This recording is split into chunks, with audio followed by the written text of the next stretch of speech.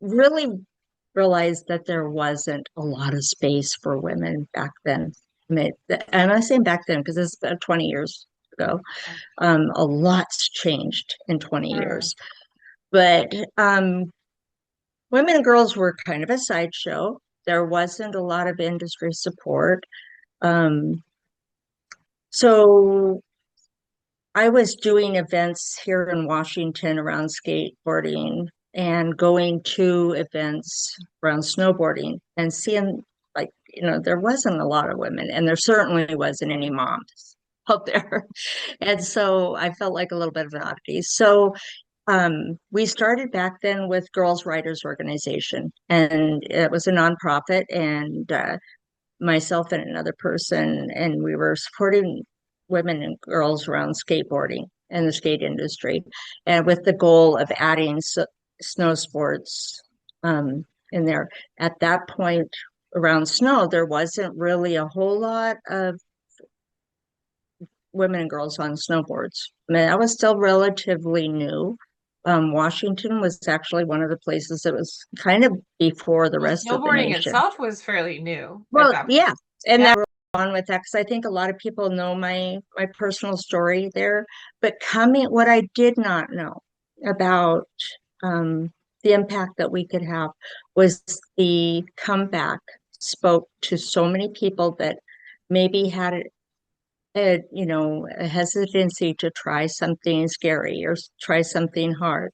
And here I had gone through all the chemo and all that stuff and was coming back, and we were um, being able to have skateboarding and have snowboarding in my life was kind of the carrot that kept me going. And so for that Something first, you yeah, could focus on to like give and you like it was inspiration and real. courage. Yeah. It was real to me. Mhm. And, so I think what I realized was that the resilience that came from really hitting a hard spot in my own life spoke to a lot of other people. And it was like, well, if she can do it, we can Yeah. do it too. And so the community, it was not that next year, but the next year, we added snow to the program. And our first event we had, was at Stevens Pass, and we really had pulled a group of, like, maybe 15 people, women and girls, moms, daughters, in my living room, and said, okay, how are we going to do this? And 3 months later, I had went to the resort and said, hey, Chris, I got this idea. Would give me the mountain. And they gave me, a Super Bowl Sunday. It was like, yeah, you can have a Super Bowl Sunday. That was way before contracts or anything else. It was like, yeah, you got the mountain. And we gathered together some sponsors and stuff. I had been doing events, so I kind of knew how to run it. Sure. And some of the younger girls were going, we just decide to do this like a couple of months ago, and we're doing an event already. And I'm like, oh yes, that's what we're doing. And we had probably 50, 60 people show up that first year, and we duct tape's always been big with snowboarders, so we put Yeah. the pink duct tape around our leg just to identify the group. And Yeah. we had sponsors, and it was, just a blast. And the next year it doubled in size. And the next year it was even bigger. And by year, I don't know, it was trying to add up the years and stuff. It was probably 6 years. We had 562 women Oh, and girls wow. on the mountain together. It was phenomenal. I mean, it just Good for mind blowing. you. That's And even really, though really wonderful. it So was, what would you say, in that process between, starting with, and we'll just focus on that, like that event mhm. alone. So what would you say is one of the most memorable moments that you've had? Do you have any? I know there's probably multiple, Well, but like, was there anything that you like really felt was like one of those aha moments, that you felt like you'd made a difference in an impact in someone's life? oh, multiple times. I mean, no, Yeah. that actually is the aha every time we host any event. Yeah. Um, and sometimes is the thing that keeps me going because it's not always easy running events and doing opportunities and just keeping the vision going, you know. Yeah. Um, and I love the fact that there's so many groups now, that are kind of taking off and doing this and doing that. I mean, spreading the work out. But I remember as far as SAS events, it has evolved from not knowing what we were doing to going, wow, this is what we're doing and seeing the impact and the change. And I remember, I was talking to Ryan Davis's, um, does the demo teams and stuff for LibTech and GNU, and Roxy is their other brand. And I was saying, hey, could we get a demo team out? And he's kind of like, hey, we love you, but it costs money. It does this stuff, Right. and he's like, well, we can't really come out for, 30, 50 people, I mean, it just doesn't pay. And I said, but we have at that point in that year, that event, we had like, 380 signed up at that point. And he says, what? Hmm. And I says, yeah, and he says, when? I mean, he's like, we'll be there. Yeah. And so that was the year that, I mean, I really saw the impact on the community and that we were bringing women together and we were creating a spot um, that people felt like they could be part of something bigger and they were welcome. Yeah. I didn't feel that on the mountain all the time, and especially when it came to there was women and girls skiers, but at that point there weren't women and girls snowboarders, Hmm. and there wasn't women and girls skaters. And if there was just a handful in the whole nation that were good enough to compete. And there was only like two of them that could win. Being on the mountain just sparked a, a sense of self and a sense of mastery that I hadn't really experienced anywhere else.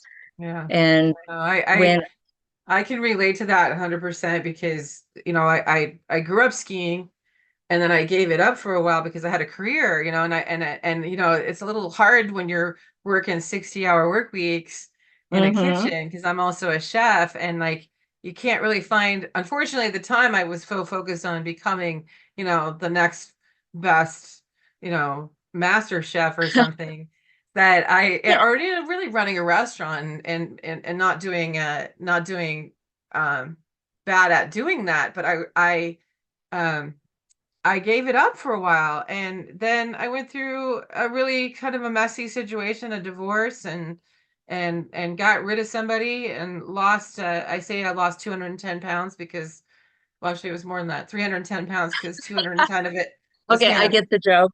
Yeah. Yeah. And I put the skis back on again. And I Um, remember, like, at first it was terrifying. It really was. It was mhm. terrifying. And I remember once I started to get, basically get my legs back, it took a couple seasons. But I remember just so many, there's even now, like I'll stand on the edge of a run and my skis will be dangling and my heart will be racing and I'll be just like having this conversation in my head and just that first turn. And as soon as I take that first turn, it's just like music, it's like it's so lyrical and so masterful. And I agree. It's like you're giving yourself some sort of self-worth because you're doing it. It's your body. It's you're doing it, Whereas in a Mhm. team sport, you really depend upon your team players. And the one thing I'm actually loving about the whole women's outdoor aspect of all of this is that we're kind of taking both of the best worlds. Mhm. We're bringing in the team effort, but we also are showing each other that we have like, individual like aspects that we can excel at. So, I'm really inspired by all the different types of sports and all the different people that you're including, in what you're Right. doing. Yeah. Well, that's something, as we started out, um, I know how I felt as a mom in a kind of a younger person Mhm. arena, um, especially when it was, skating and snowboarding and those things, feeling like, my boys were great. They would hang out with me for a while, but there really wasn't anybody my age that snowboarded. They were all quite a bit younger. There were no female instructors at all. And so creating a space and bringing everybody there, I knew that if you can't see it, you can't be it. And we, those first events, I had the blessings of having some of my skaters that were going to film school and stuff and were filming for us. And my biggest point was I wanted everybody to be represented. Little girls, the beginners, the older women, the skiers, the snowboarders, everybody there to see themselves in a snowboarding or ski movie, Mhm. and I wanted it not just to be about the cool people that could Yeah. do it well. I wanted it, to be about celebrating crying Yeah. and make it a real welcome place visually. So, Mhm. people could see themselves. And I know when we started adding other sports, snow melted, and I was looking for that intensity, something that I could totally leave work at work and Mhm. have something to put my focus into. We started adding other sports, and then some of our snowboarders were competing in wakeboarding and wake surfing, and then one of the gals actually got an industry job as a brand ambassador for Mastercraft. And that was kind of the beginning of we got demo boats. Demo boats, that means we can do, you know, Yeah. and I put my event planning, creating opportunities. And originally I really did not know. I thought the the women and girls that would come were going to be between maybe 18, 16, 18, and 35-ish. Mhm. And right away, we saw 3-year-olds to groups in their 70s. Ah, I love that. It That's great. just totally, it wasn't what I thought at all. And the welcome mat was out, That's and people amazing. felt like that they could attend. And Very, very it cool. didn't matter. I mean, and that was a big thing. It didn't matter your experience, what kind of gear. We share gear. I Yeah. remember people wanting to join up, and I said, "Do you have any outerwear?" And well, I got a scarf, and I thought Yeah, that's right. not the last thing you're going to need. But getting gear on people, getting people out on the mountain, um, making people feel welcome and included, and feeling that superpower of those first turns, or the Yeah. first. And for me, I never had the luxury of being behind a boat, so introducing the wake programs back then was something. I knew how to do events, but I wasn't that person. And I kind of saw that people saw that as being kind of the bikini group or something, the younger Yeah. girls, great bodies behind a boat. um this last couple of years, that has really shifted to where everybody, one of our last sets during the summer, the youngest girl on the boat was 6 and the oldest was 63. Ah, And that's great. everybody, I mean, all sizes, all Yeah. shapes. When I turned around and there was a mom in the front of the boat and she had her breast pumps on because Ah, she had to go home and feed the baby. And I thought, we have arrived. you know yeah. That's really this is cool. what I want the organization to really be about on a grassroots level. Sure. On a bigger plane, um, like I said, Washington didn't have a pathway for girls to get out of here. I mean, there was snowboarding in the Olympics, but there was no way for Washington girls to do that unless they had parents that could drive them to Mount Hood. Sure. And there was contests, competitions on the mountains, but they really weren't inclusive of girls. And so getting USASA into Washington, so we had a USASA chapter. Well, we thought we were just going to be a satellite of Mount Hood, but actually ended up with the Western Washington chapter.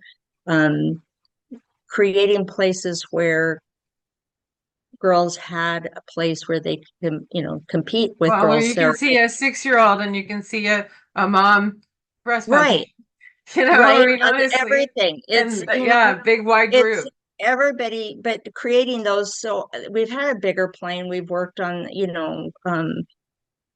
creating an environment where girls could compete in skateboarding. And now we have a 50-50 Olympic team, we're just as many girls as there are guys. But that first year, I knew all of them. The Yeah. 2020 Olympic team was girls Well, I that mean, have really, what a great celebration for you, like to look back on. I mean, I think yeah, well, that's what I say. We got a you should be long incredibly history. proud of what you've created. And I imagine there's a lot of times where you kind of look around and just marvel at it. I mean, and if you're Um, not, you should be. well, I You- am, and it's not about, I'd say, I got to be there. But I'll tell you really honest, when we started, we had no idea. I just saw the deficit and I knew as a woman that I didn't feel like I really had a spot. And Yeah, so creating, and learning to do the skills out there, and getting equipment, we definitely have had some influence on how gear has come. And amazing. that's something I really, want to stress to the whole group now. I mean, the whole group as far Yeah, as women's collection, is that collectively we have a lot of influence in sure. what's going to, we Yeah, no, can and actually it's really hear. great that you mentioned that. So, we're running a little bit out of time, so Hmm. I just wanted Yep. to make sure, that I thanked you and that we're really excited for you to be part of our group and to see you in October and also in the future. I think that I really want everyone to go to your website. So, make sure let's put that out there. What's your website? It's just sistersinactionsports.org. Perfect. I love And it. yeah, it's long, but it's No, pretty no, simple. that's great. So thanks, And Pam, so, yeah, very I'm much. looking forward to October and one just being in that group. It makes me so excited because it has come so far.